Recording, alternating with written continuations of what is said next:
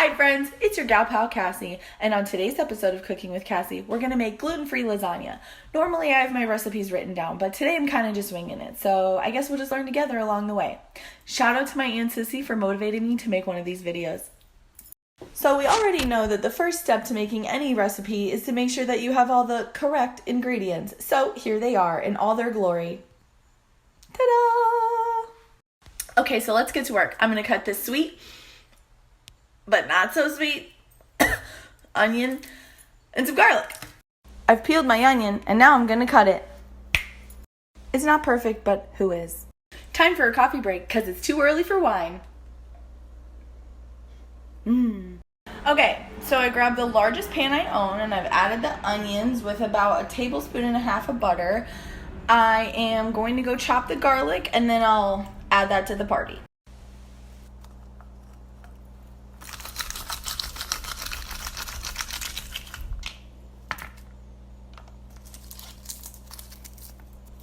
I added the garlic to the pan, see? And now I'm gonna mix this all together and let it saute until the onions are clear. I wish this was smell-o-vision because it smells so good in here.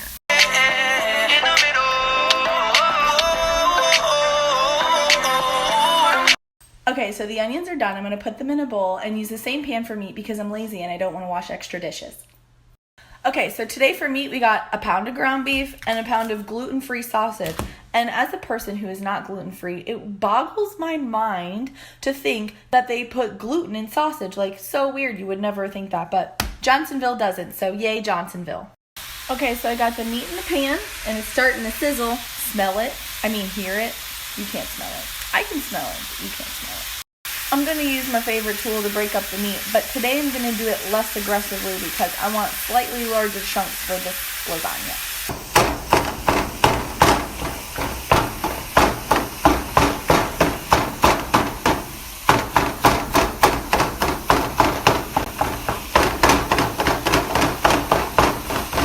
Okay, so I've browned the meat and I've gotten into the consistency that I'd like, and I'm going to go ahead and season it with garlic salt and Everglades.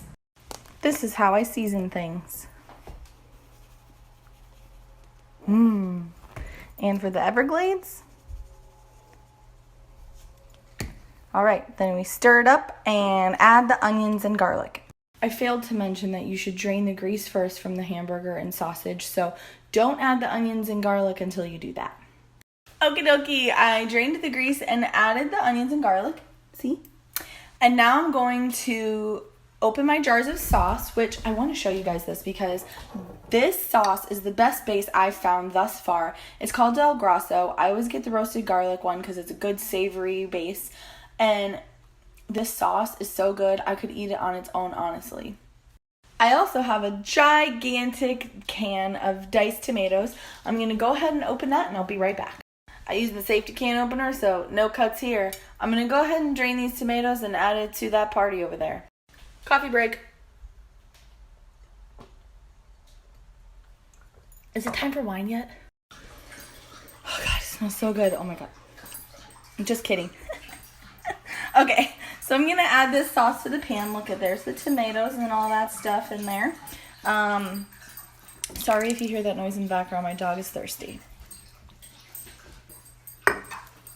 Second can. Why do I keep calling this a can? Jar. Okay, so here it is. We're gonna mix all this up and then add some seasoning, which I will tell you about. Okay, so it's all mixed up and I turned the stove on to about medium high-ish, I guess. I don't know. Here's the flame. It's hard to tell with gas, honestly, you guys. I don't know.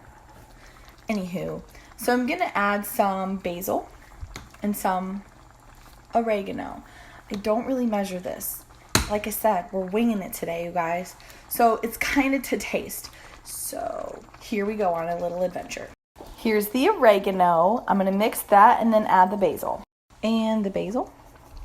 I go a little heavier with basil because it's not as like herby of a flavor. I don't know how to explain it.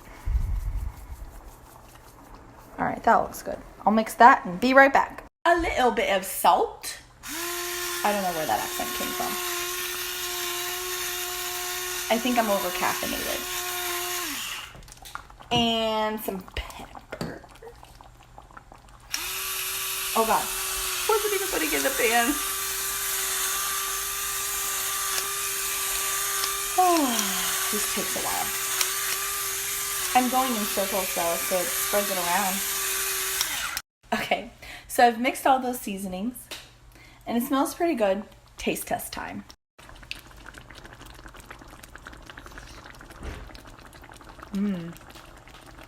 We could stop now and just have spaghetti.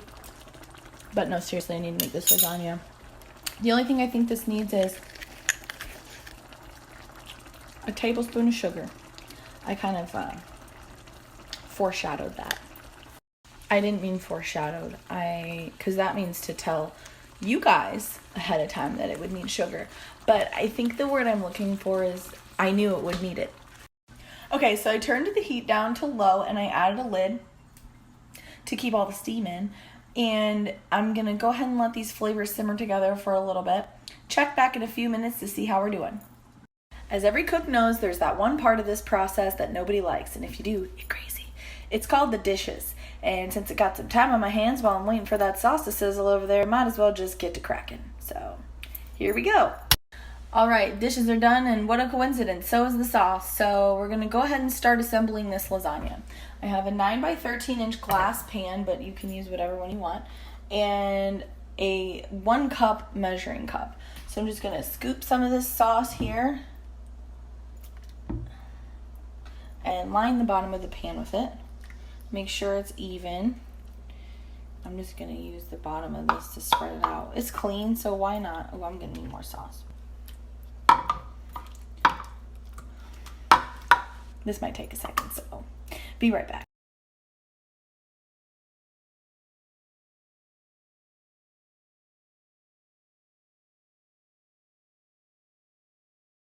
So that was fun. This is how much I like to put in my pan. You can go ahead and put as much as you want, whatevs. But I'm going to go ahead and open my first box of oven-ready gluten-free lasagna because, again, I'm lazy. I'm not trying to boil noodles for lasagna. That is way too much time and ain't nobody got time for that. Okay, so I put 6 noodles in and I overlapped them a little bit just because you're supposed to do it that way. And the next step is to put a layer of ricotta cheese, which I have to first mix in 1 egg. Be right back.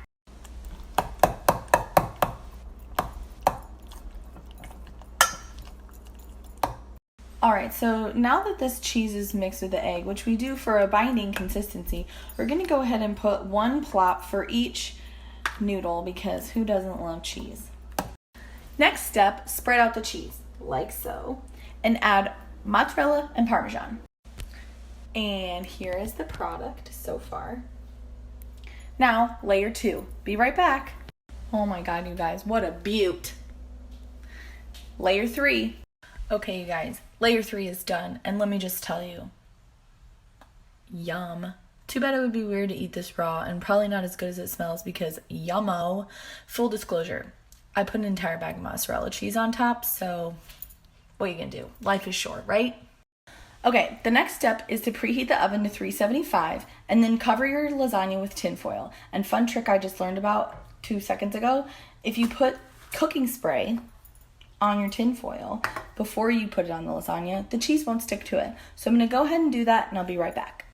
Once your oven is preheated, go ahead and put the lasagna in and bake for 25 minutes, and then remove the tin foil and bake for another 25 minutes. Check back later to see my final product. Alright guys, so I just took my lasagna out of the oven, and I have to say, that is one big pan of success. I'm signing off. That's it for me. Catch me next time on Cooking.